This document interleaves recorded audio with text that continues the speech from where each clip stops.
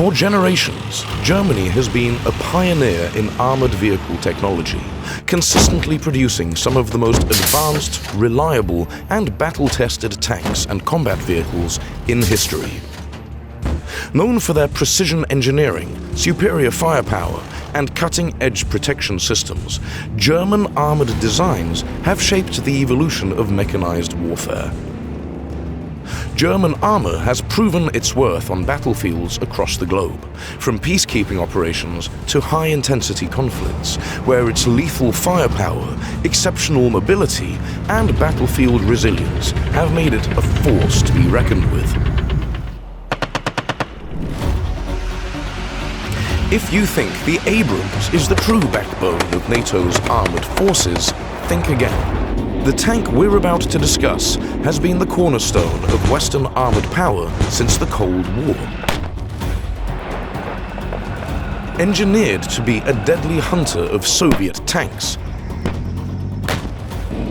this machine was so advanced for its time that even the M1 Abrams inherited elements of its revolutionary design. A ferocious predator on the battlefield, it remains a symbol of cutting-edge engineering and battlefield dominance. Born out of the Cold War, the Leopard 2 was designed to offset the overwhelming numerical advantage of Soviet armored divisions, which outnumbered NATO's forces nearly 3-1. As geopolitical tensions escalated, West Germany recognized the urgent need for a next-generation main battle tank, one that could adapt to the rapidly changing nature of armored warfare.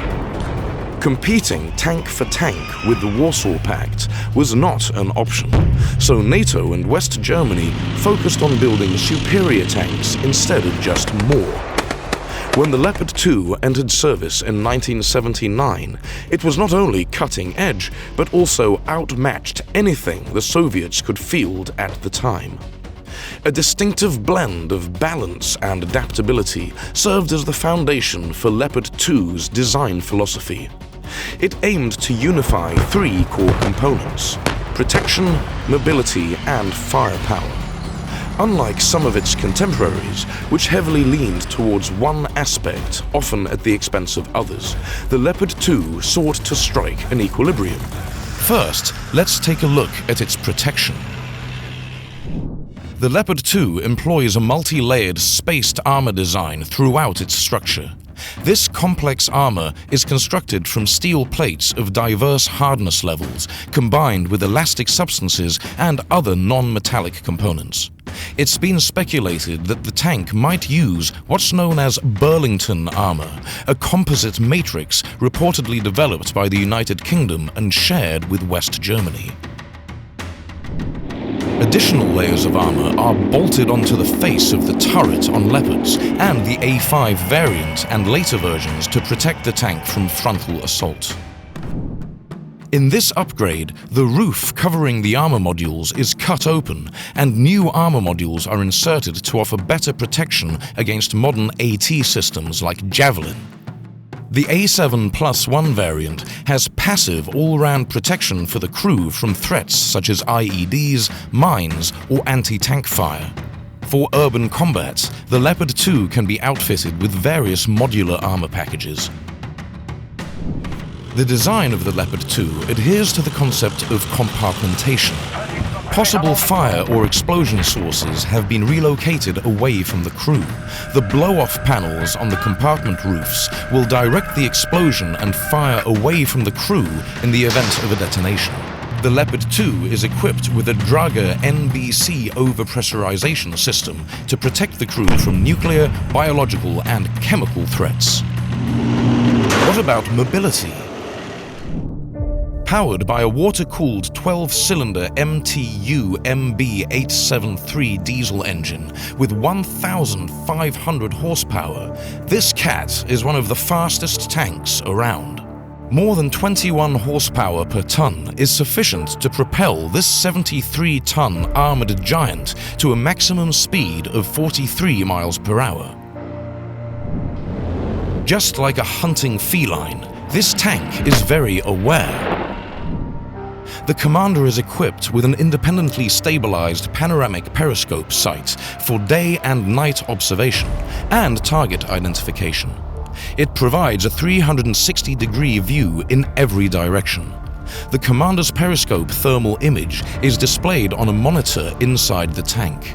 The Leopard 2 A7 Plus has combined driver night vision for front and rear view, as well as improved optronics for day and night for reconnaissance over great distances. Born and bred to hunt enemy tanks, the Leopard 2 packs a serious punch.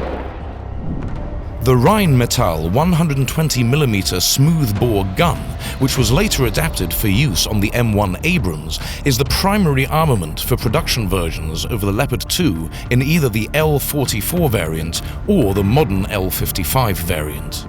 It has one of the most advanced fire control systems in the world, which includes a ballistic computer, laser rangefinder, and thermal night vision, making it comparable to the American M1 Abrams. This enables the tank to engage targets with high first-round hit accuracy, day or night, and even through enemy smoke screens when engaging moving enemy targets.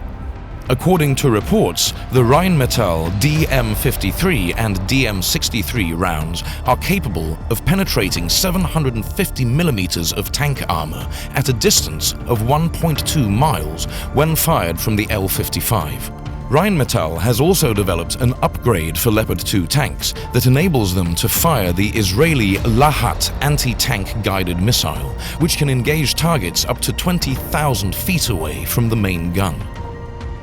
The tank is equipped with 2 machine guns, one mounted coaxially and the other on an anti-aircraft mount.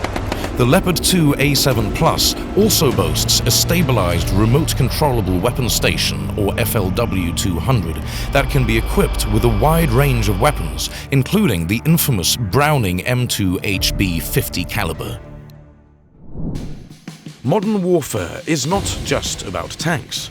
It's about combined arms operations, where infantry, armor, and fire support work in unison to dominate the battlefield. In this equation, a capable infantry fighting vehicle is just as crucial as the main battle tank itself. A well-designed IFV must do more than just transport troops. It needs to offer protection, mobility, and firepower, allowing infantry to engage the enemy effectively while keeping pace with armored formations. Without a reliable IFV, infantry becomes vulnerable, slow, and unable to maneuver effectively in high-intensity combat. This is where the Marder has more than proven its worth, securing its status as one of the most respected IFVs in history.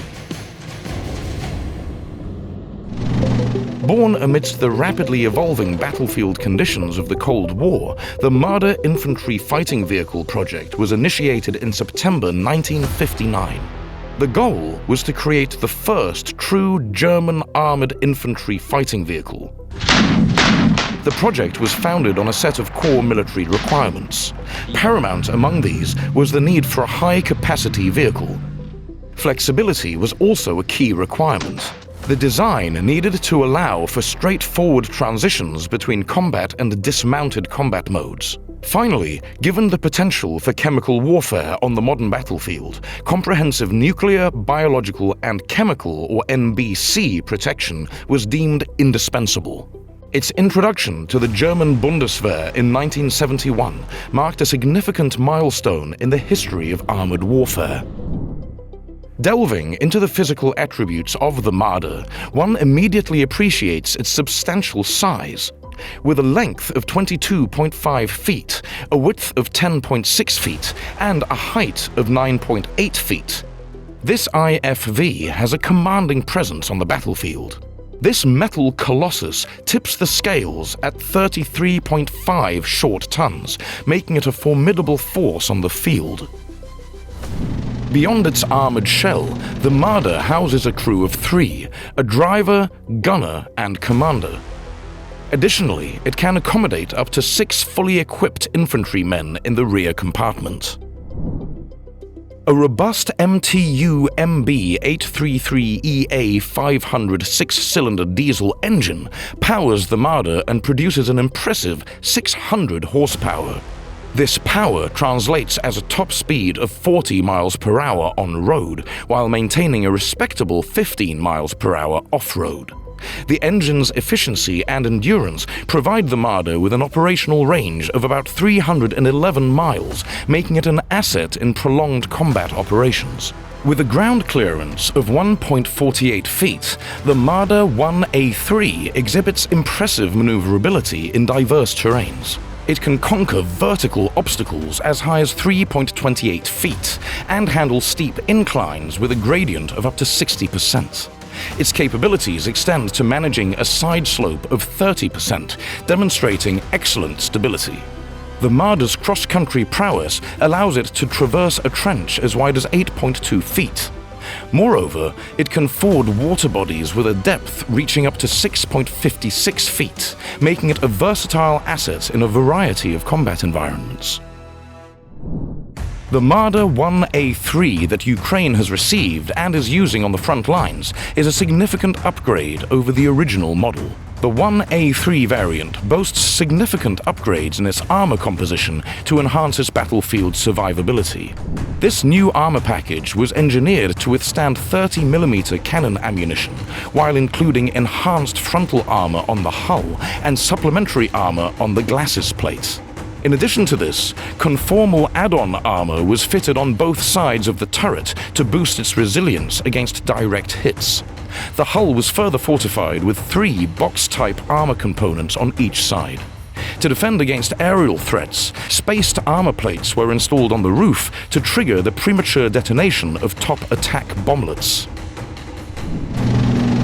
The suspension system of the 1A3 model has been enhanced to improve mobility and ride comfort. The vehicle's primary armament is a 20mm Rheinmetall Mk20 RH202 automatic cannon.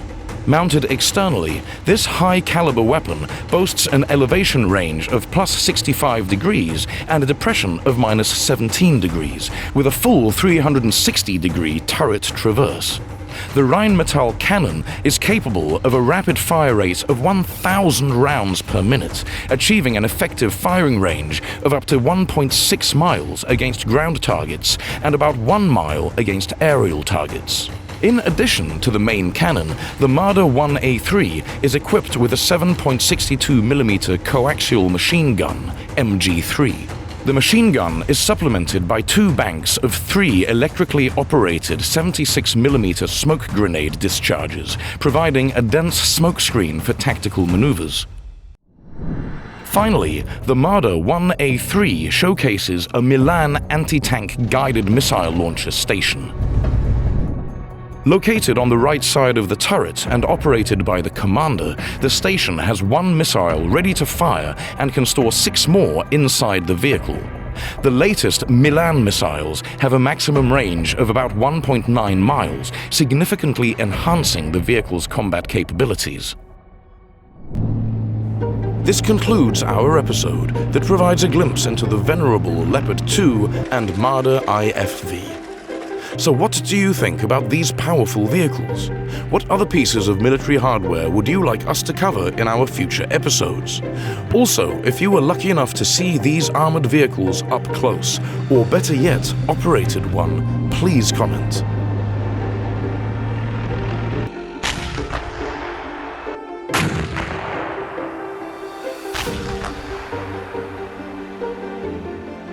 Remember to hit the subscribe button and ring that bell to stay updated with our latest content. And while you're here, why not check out another one of our exciting videos? Thanks for watching, and see you in the next one.